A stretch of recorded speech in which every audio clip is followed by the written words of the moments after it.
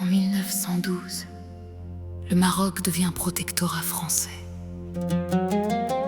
Le nord tombe sous contrôle espagnol, le sultan reste, mais le pays ne décide plus. Des terres sont saisies, des richesses partent. Le peuple vit dans la peur, mais son cœur garde l'espoir.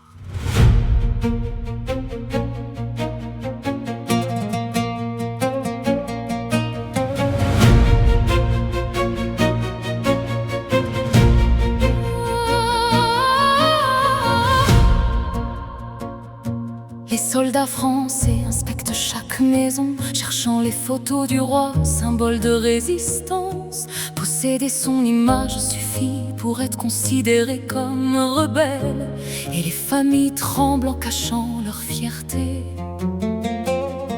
Les villages du Rif et de l'Atlas sont fouillés et surveillés. Les enfants voient leurs parents arrêtés, jugés suspects. Les terres cultivables sont confisquées et les marchés sont contrôlés. Des familles fuient vers les montagnes pour protéger leurs enfants. Les écoles sont rares et l'éducation limitée. La famine et les maladies frappent silencieusement, mais dans les maisons et les montagnes, la flamme de la résistance brûle encore. Au Maroc, Ton courage brille dans la nuit, au Maroc, ton espoir défie les chaînes. même dans la peur et la douleur, Ton cœur bat encore et l'avenir s'allume malgré tout. En 1921, le Rif se soulève. Abdelkrim el-Khattabi organise la résistance. Les villages subissent bombardements et combats, et les montagnes deviennent refuge pour les civils. La faim et le froid tuent silencieusement dans les abris de fortune. Les chants et poèmes clandestins rappellent l'histoire et la fierté. Les jeunes hommes sont parfois enrôlés ou arrêtés. Le peuple se rassemble en secret, partageant courage et stratégie. Les femmes transmettent les messages, protègent les informations et enseignent la culture aux enfants.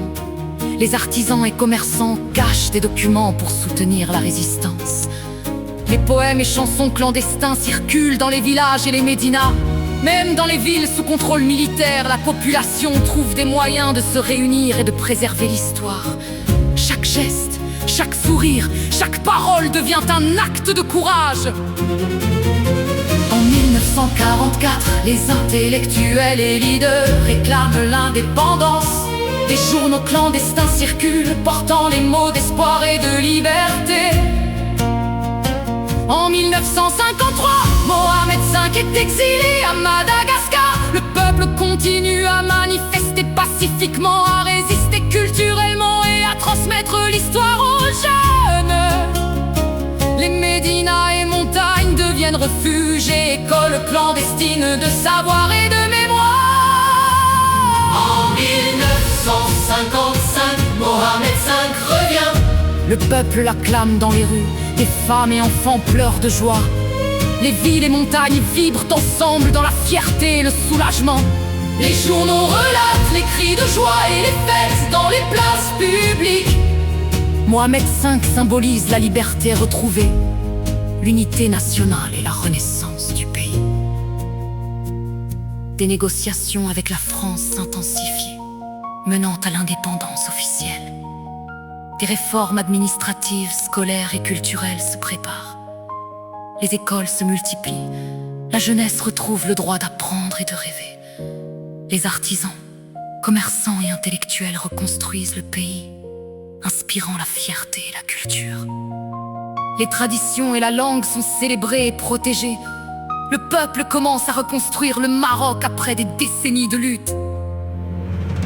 En 1956, Le Maroc retrouve son indépendance. aujourd'hui, Les villes vibrent, les jeunes étudient et les cultures prospèrent. Chaque montagne, chaque rivière, chaque médina raconte le courage et l'espoir. Le Maroc a souffert,